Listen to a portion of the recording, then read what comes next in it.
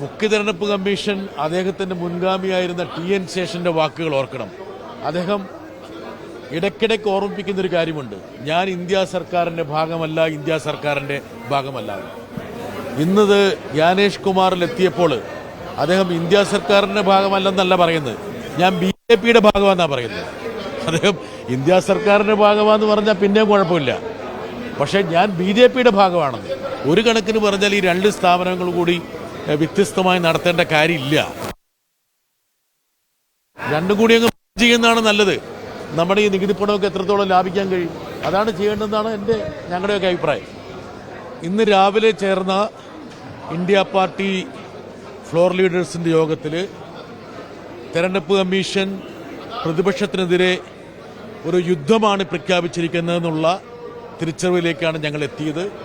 അതിന്റെ അടിസ്ഥാനത്തിൽ അദ്ദേഹത്തിന് മേലുള്ള വിശ്വാസം പൂർണ്ണമായി നഷ്ടപ്പെട്ടുവെന്നും അദ്ദേഹത്തെ ഇംപീച്ച് ചെയ്യാൻ വേണ്ടി, നീക്കാൻ വേണ്ടിയുള്ള പരിശ്രമങ്ങൾ ആരംഭിക്കണമെന്നും തീരുമാനിച്ചു. നടപടിക്രമം, സമയം, സാഹചര്യം എന്നിവയൊക്കെ അവധാനതയോടെ പരിശോധിക്കുന്നതാണ്. ഭരണഘടനാ തത്വപ്രകാരം ഒരു ജഡ്ജിയെ ആ സ്ഥാനത്ത് നിന്ന് നീക്കുന്ന അതേ നടപടിക്രമമാണ് തെരഞ്ഞെടുപ്പ് കമ്മീഷന്റെ കാര്യത്തിലുള്ളത്. അതായത് നോട്ടീസ് കൊടുക്കണം, കമ്മിറ്റി അന്വേഷിക്കണം, സഭയുടെ ഭൂരിപക്ഷം അംഗങ്ങൾ വോട്ടിംഗിൽ പങ്കെടുക്കണം, 3-2 പേര് രാജ്യസഭയിലും ലോക്സഭയിലും ആ മോഷനെ പിന്തുണയ്ക്കണം. ഒരു നീണ്ട പ്രക്രിയയാണ്. എങ്കിൽ പോലും പ്രതിപക്ഷത്തിന്റെ ഈ തീരുമാനമെന്ന് പറയുന്നത് ഇന്ത്യയിൽ ആദ്യമായി ഒരു തെരഞ്ഞെടുപ്പ് കമ്മീഷന്റെ മേൽ ഇത്രത്തോളം ഒരു അവിശ്വാസം പ്രഖ്യാപിച്ചു എന്നുള്ളതാണ് ഇന്നത്തെ തീരുമാനത്തിന്റെ പ്രാധാന്യം.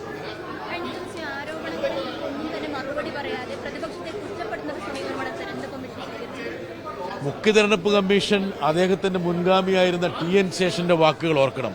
അദ്ദേഹം ഇടയ്ക്കിടയ്ക്ക് ഓർമ്മിപ്പിക്കുന്ന ഒരു കാര്യമുണ്ട്, ഞാൻ ഇന്ത്യ സർക്കാരിന്റെ ഭാഗമല്ല, ഇന്ത്യ സർക്കാരിന്റെ ഭാഗമല്ല.